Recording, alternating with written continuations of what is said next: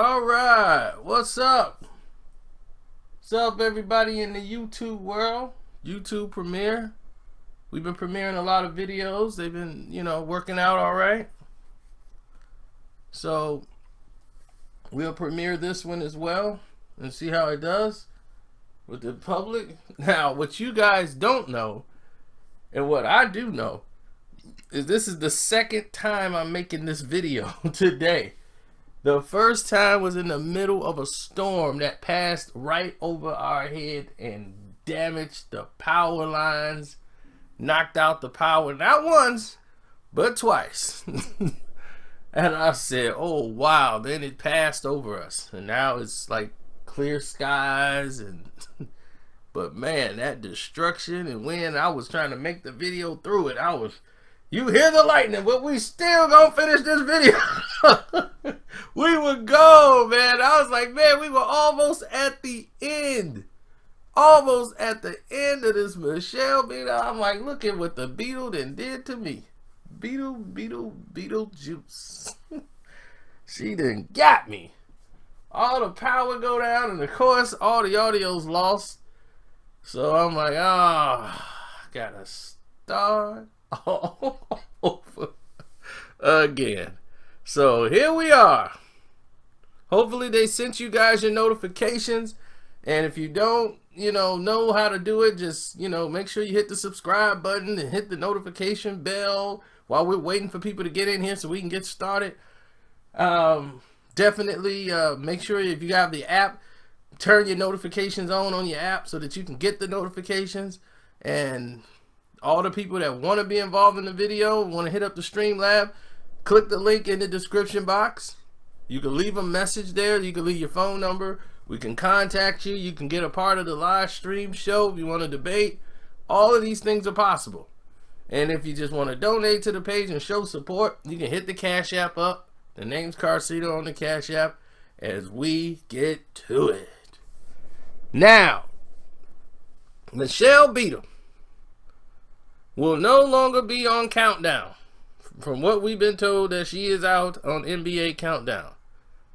Now, Michelle Beadle has always been somebody, like, we like Michelle. Don't get us wrong. Michelle Beadle, she has her stance on certain things, but she always seemed to be pro Michelle Beadle. A lot of people think she's got there because of her position of her father. And, rightfully so, to think that way.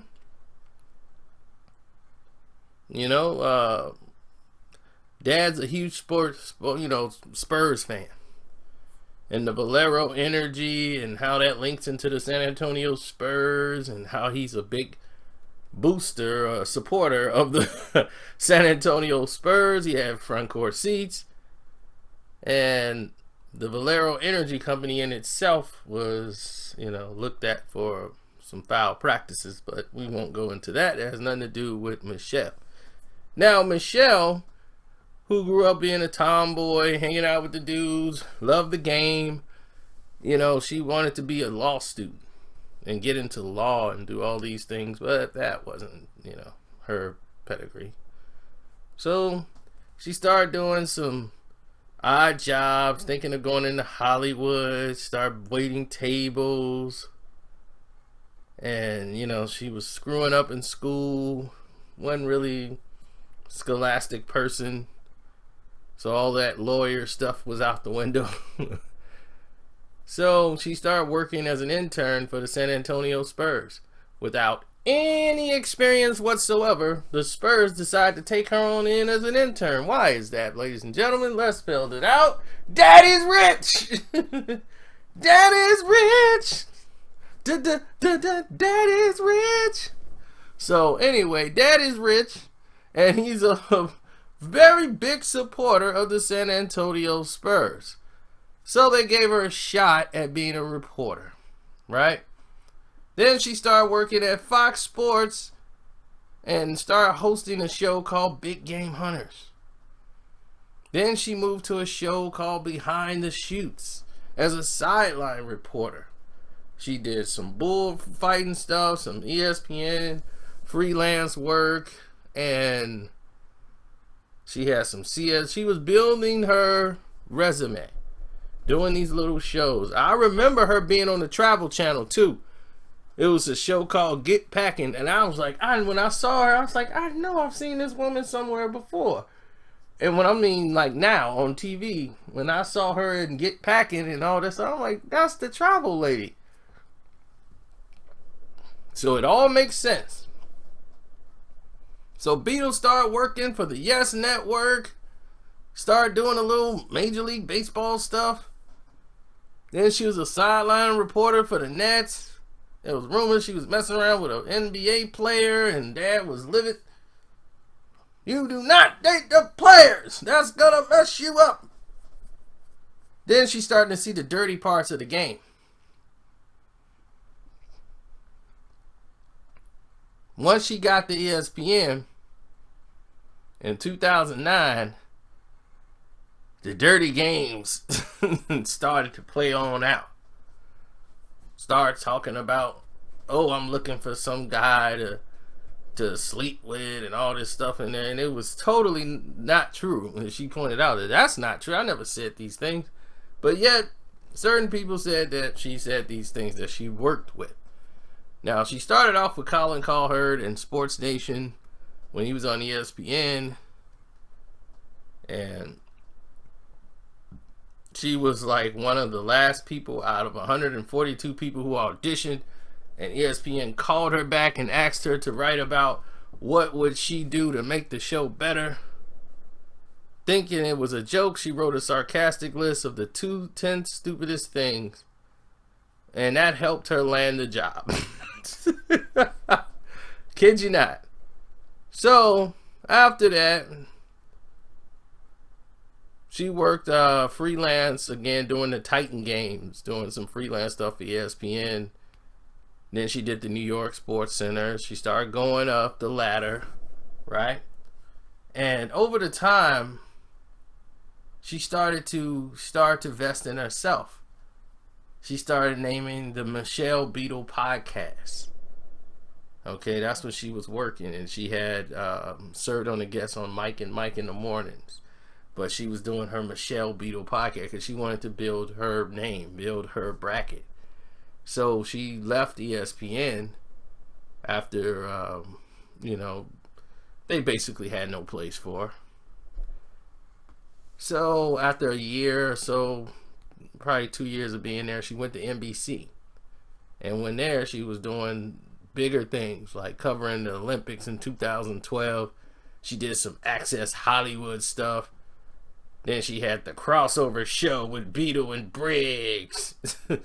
And then she was doing Fox Sports, CNS, all of these things. And I'm giving you this backstory so that you guys will have a full understanding of what we're going to go into. So after her show was canceled, she was already in negotiations to come back to ESPN. And it put her in a bigger perspective to get her back now. Because she's bigger. She's made her brand a bigger. She's got more vast things done under her belt. So when she came back in 2014 and she started co-hosting on Sports Nation again, she got released of her contract early as part of a deal between NBC and ESPN, including the companies of the Ryder Cup and all the Olympics, inside rights and all that stuff. So she got released early. And her big claim to fame, and when she really stood out, is when she attacked Stephen A. Smith over the Ray Rice domestic abuse case. Once she came out and was bashing Stephen A. Smith, that's when she became a household name throughout the entire globe. Stephen A. Smith got suspended. Everybody couldn't stand the Beadle. And that's when she became famous. She became infamous. And that's what she wanted. You see, she went into a big social media fight with the MTV guy, that Chris Boykins guy. She went into it with him. Then she started joining Grantland, and then they put her on ESPN, that little Beatlemania or something. Then she went to Countdown in 2016 when they had NBA Countdown, the lead-up show to the major games. And she started doing Get Up last year, that morning show, to want to compete with Fox's show that was beating them up in the ratings. They were like, look, they got a rating show. They got a show that comes on in the morning. We got to compete with that. It's called Get Up. So come on, everybody, get up. Come on, get up. Get in there. So, so now they got the Get Up show to compete against that show on Fox with Mike Greenberg and Jalen Rose on there. So in the same year, Beadle ended up leaving Get Up. And by the end of the month, they was like, we're going to put you on focusing on NBA coverage. She didn't like the Get Up show. Because she really had to get up early in the morning to do this show. And this is just not her thing. So doing this was more like, she's like, look, I want to go back to doing my coverage of the NBA. Now, when she came back, she negotiated a major deal that pays her $5 million a year. The Beadle is getting $5 million a year. And check this. Check this. Understand. The Beadle, right?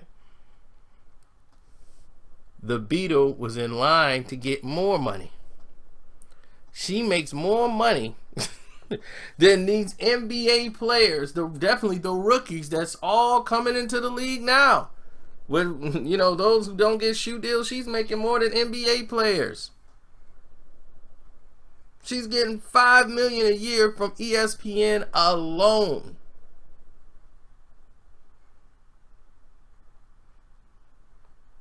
So basically now, they're paying Michelle Beadle to do Countdown and paying her $5 million.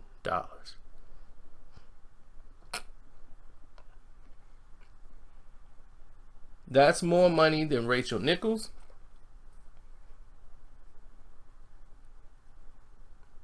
And definitely more money than the other two that were sitting on that panel with her. Now, let's get into the gist of things. Why is she gone from Countdown? Well, here's the thing. Michelle Beadle rubbed people the wrong way. Because she's very independent, very strong, very will-minded. You know, she wants to believe something, she's going to roll with it. She doesn't really buckle to pressure, and she understands the game. She understands the game of the business that they're trying to run. Michelle Beadle is gone because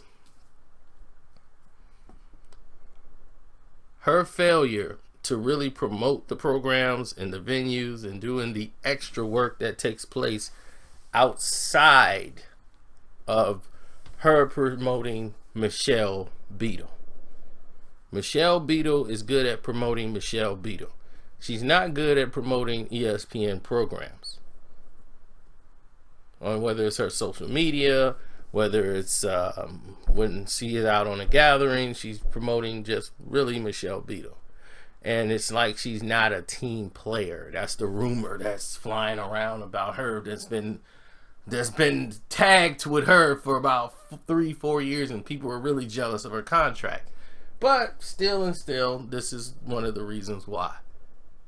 So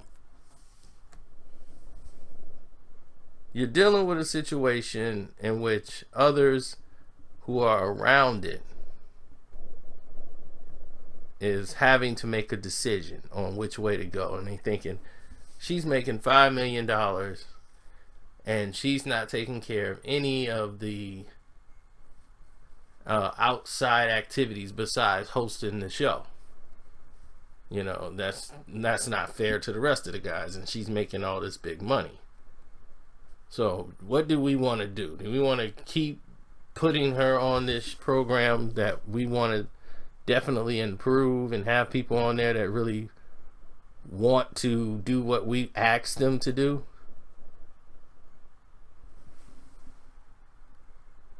So you're looking at that situation where they're going to probably revamp the entire structure of everything. Like, that's it. They're going to just clean house. Chauncey Billups is already leaving. His contract's up. Pierce's contract is up. So shaking the booth is something that they're going to do. So it might be better to just start with a whole new cast. Because Chauncey Billups has got an opportunity with the Timberwolves and a couple of opportunities opening up in different places where he's going to be going to NBA front offices. You know, so having that type of mind in an NBA office is very key, very critical. Now, everyone's talking about a replacement for Beadle. Who could they get to replace the Beadle? Well, Rachel Nichols is taking that spot, and Maria Taylor. Both of them are gonna take the spots. So I don't know if they're gonna be there at the same time, or they're gonna switch hostess. But from what I'm hearing, Maria Taylor and Rachel Nichols are both going to be doing the hosting duty.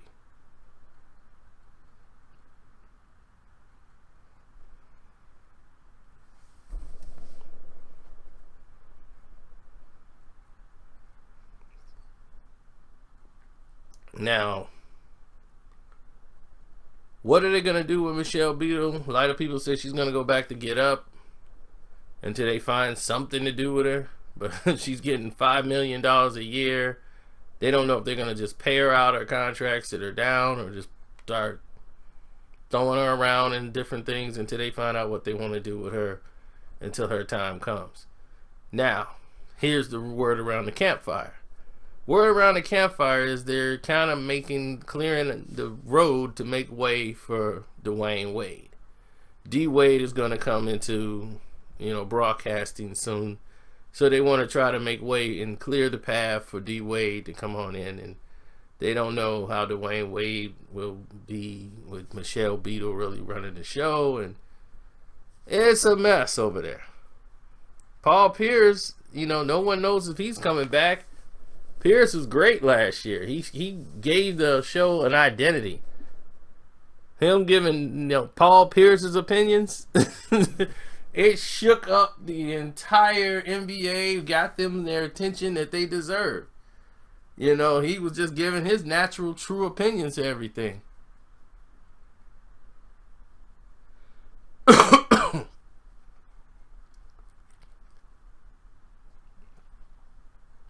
But Charles Barkley says this is probably his last deal he's going to do.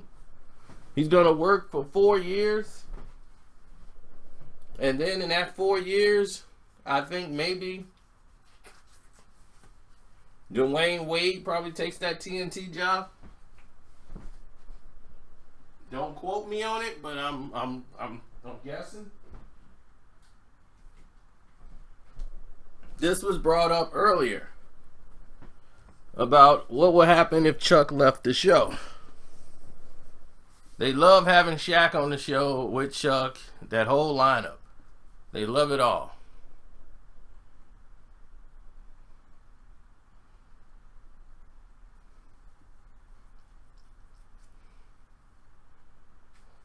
So Kenny is Kenny, and Kenny's great. And they're going to have him on the show. They have a good lineup with TNT already.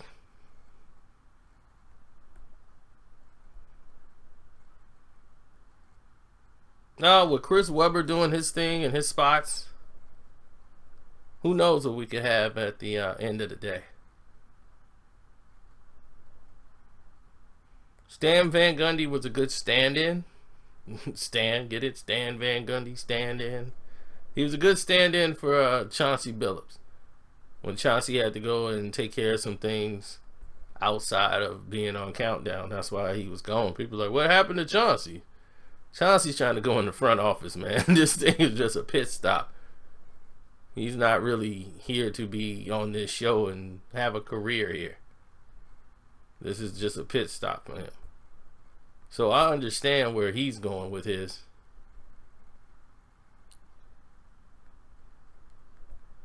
Now everyone else,